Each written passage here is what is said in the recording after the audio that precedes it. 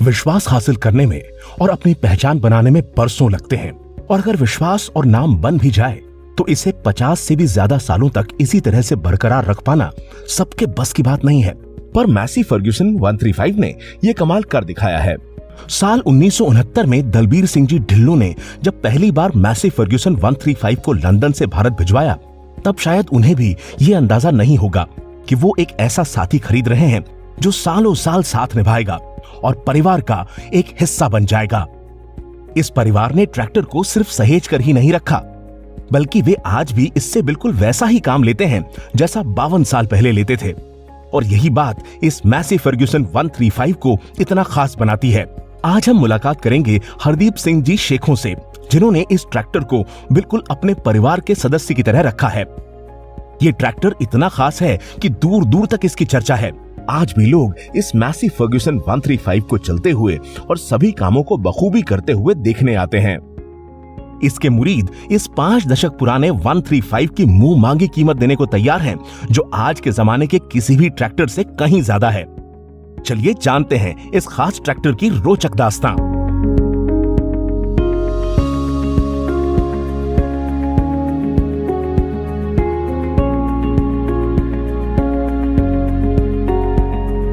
सत श्री अकाल जी, मेरा नाम हरदीप सिंह सेखों है। मैं पंजाब के डिस्ट्रिक्ट लुधियाना के गांव बूंदड़ी का रहने वाला हूं। मैसी फर्गूसन 135 मॉडल है।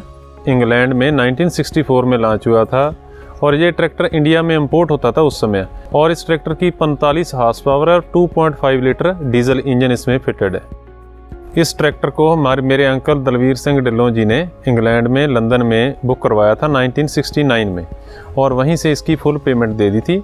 और ये उसके बाद ये ट्रैक्टर वहाँ से इंपोर्ट होके 3-4 महीने में हमारे यहाँ आ गया था। अब इसको ट्रैक्टर को मैं भी चला रहा हूँ और मेरा बेटा भी अब इस ट्रैक्टर को चलाने लग गया है। तकरीबन हमारी 4 जनरेशन ये ट्रैक्टर कवर कर चुका है।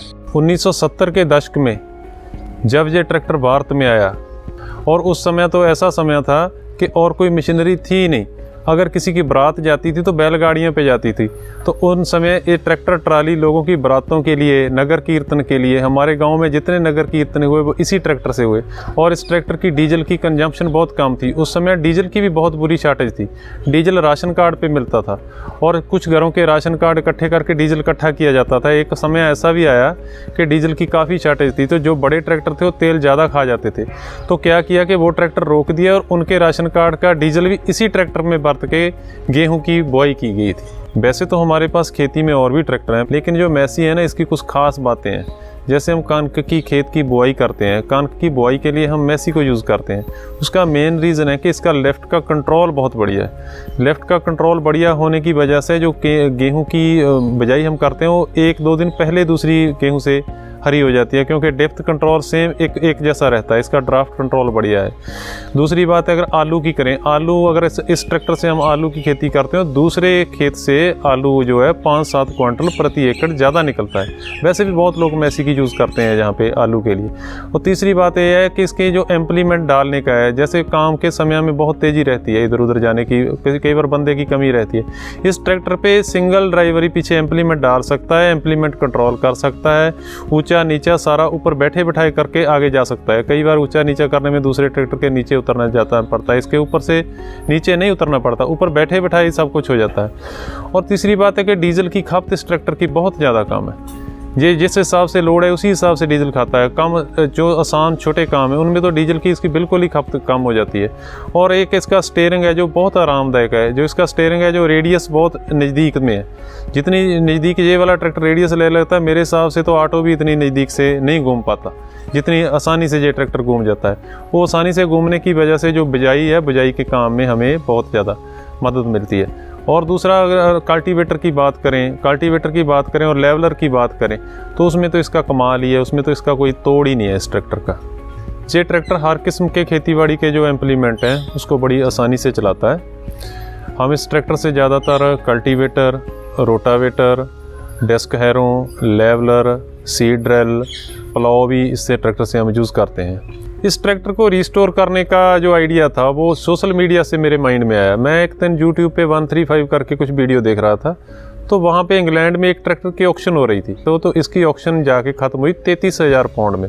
33,000 पाउंड इंडिया का कोई 33 लाख रुपया बनता है। तो उसको देखते हुए फिर मेरे मन में भी आया कि हम इस ट्रैक्टर को बेचना तो नहीं है, तो इस ट्रैक्टर को बड़े तरीके से तैयार करते हैं। दूसरा, इसकी जो गोल्डन जुबली भी आ रही थी 50 साल, तो 1969 मॉडल है, 2019 में इसकी जो 50 सालगिरह आ रही थी।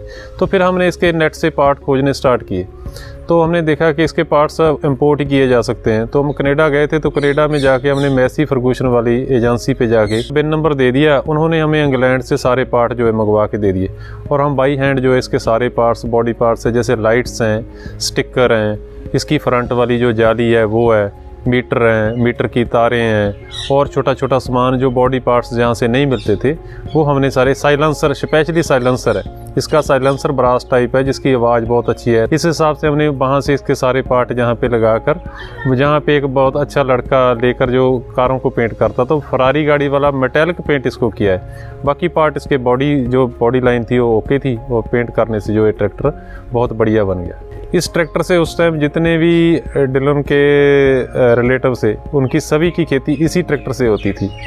एक बात मेरे को याद है कि एक बार सरदार बलदेव सिंह बता रहे थे कि इनके मामा थे जो, वो उस गांव में सरपंच थे, और उनके खेत में बड़े बड़े टीले पड़े हुए थे। वो आके बोले कि भांजे, लोग मेरे को मखौल कर रहे हैं कि आपके भांजों के पास इंग्लैंड का ट्रैक्टर है और आपके खेत में टीले पड़े।